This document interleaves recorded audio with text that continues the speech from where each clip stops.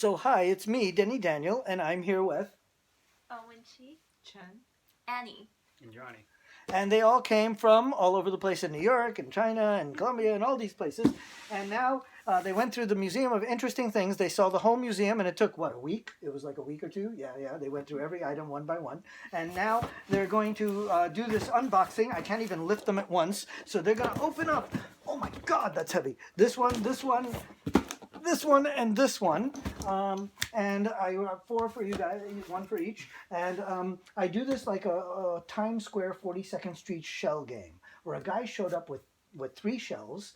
Well, I have 4, but 3 shells, and he would put a quarter, 25 cents, under one of the shells, and then he would mix them up like this, and he would, and then you had to guess which one had the quarter under it, and you would win something. The only difference here is I don't have 3 shells, and there isn't a quarter under any of my boxes, and you win nothing. So ethically, it's exactly like a New York shell game. You win nothing. But there is one similarity. I am going to, oh my God, this is heavy. I'm going to mix the boxes. So here I am mixing the boxes. Are you guys confused? Are you confused? Sure. Good, because otherwise I have to do this all day. Okay, so here, let me put them back over here. And then each one of you pick a box to open, any box. Which ones do you want to open? Pick one, grab one. I'll take the big one. Excellent, smart girl. There you go, there you go. And here are your scalpels. Where's yours? There you go. Just try not to cut each other. Try not to cut yourselves. And don't cut my cat. You have a cat? He's not here today. He's at my mom's. But I do have a cat.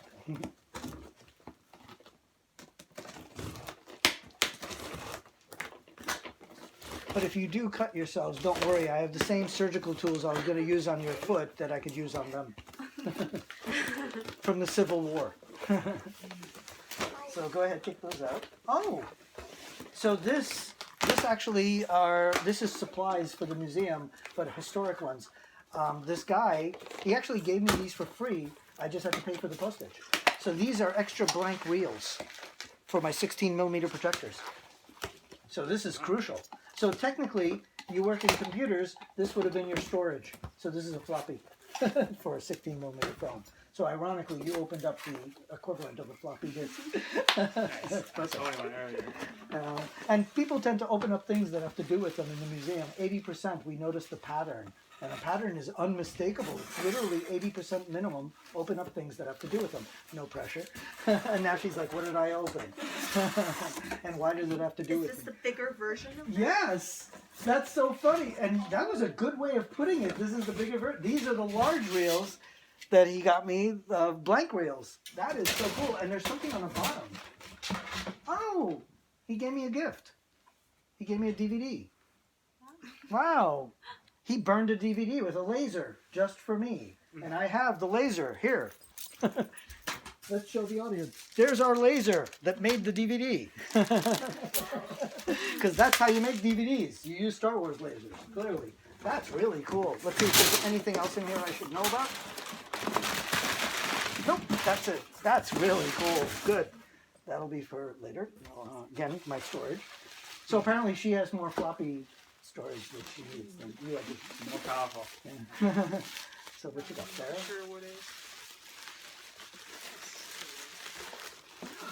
Oh my God. This I've never seen before. This is the first time I've seen one. The Audio History Museum are friends of mine, and they're going to freak out because this is a really rare device. So let me see how.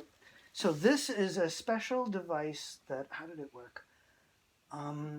You put this is a pickup, like a magnetic pickup, and you would put this on the record player for the record player, and it had there was another wire that came out of here, and that went to the tubes.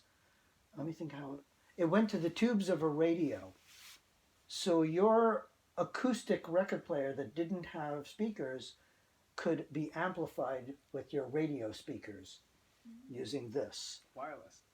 Yeah, pretty much it's Bluetooth. Put that in. So you open Bluetooth. Pretty impressive. So yeah, or you could talk into this, and then it would go into and it literally there was a plug here that went into the tubes into the tube radio, which is just so bizarro. But yeah, this is a really rare. I've never seen another one in all the years I'm doing this. So for the humans that are geeks, I'm going to put it up like this so they read everything.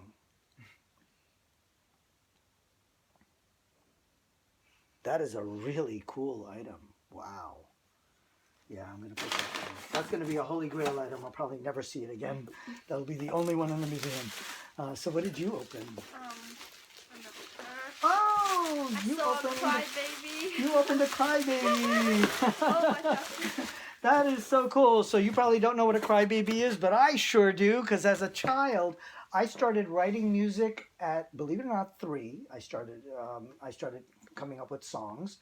By 9 years old, I'd written so many notebooks of songs that I started recording. My first band was 13, and I was in a band that played like Beatle music and all that. And one of the first effects boxes I ever bought was this, a Crybaby. And it's the best. This is like the thing that Jimi Hendrix used and all those people used to do that sound that went wah, wah, wah, wah, wah, wah. So this is a wah-wah pedal. The Crybaby was a wah-wah pedal, and it's one of my favorite items in my, when I play songs. So once a year I perform at my own speakeasy and I do songs that I've written. So you opened up one of my favorite items. So if you want, I'll email you the link to my song so you can hear how I use this. My pleasure.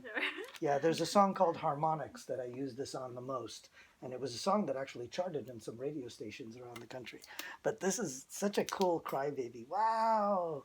Because mine broke after all the years from when I was a little boy. It finally doesn't work well. And, so I was like, I got to get another one. And this looks like in mint condition in the original box. And it's probably, this one is probably newer. It's probably 20 years old or something, give or take. But yeah, that's a cool item. Do they still produce these? I don't know. Oh, maybe. Yeah, they do. I think I've seen more than, in the 2000s, I've seen these.